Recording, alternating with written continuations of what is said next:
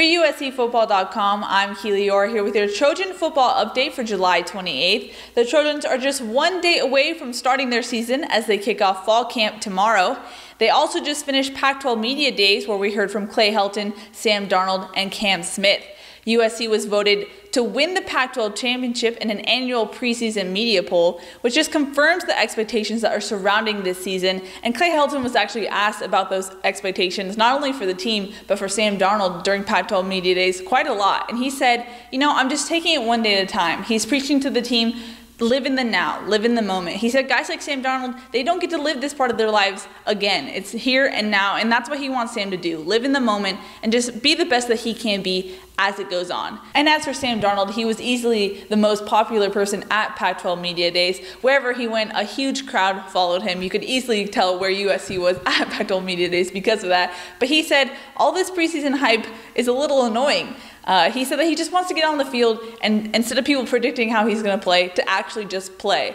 Not only was Darnold the most sought-out person at Pac-12 Media Days, he was probably the most talked about. A lot of players and coaches said that he was probably the best quarterback they'll see all season. So handling those expectations are definitely something that Darnold will have to do as well. But he said, you know what, my parents have prepped me for this. He credited his parents for giving him such an even-keeled demeanor, and he mentioned that's what kept him calm during the Rose Bowl and that dramatic finish.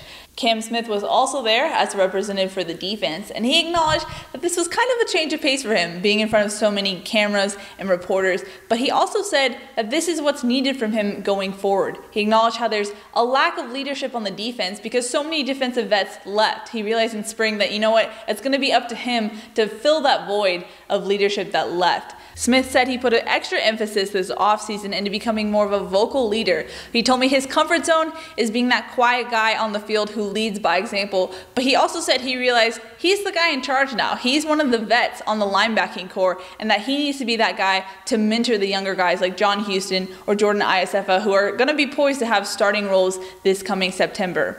Some final news and notes. Clay Helton said yesterday that Vianney Talamaivao had a successful elbow surgery in spring, in the sense that he will be cleared to play come August 8th, which will be helpful for the offensive line as their starting roles are still pretty much up in the air.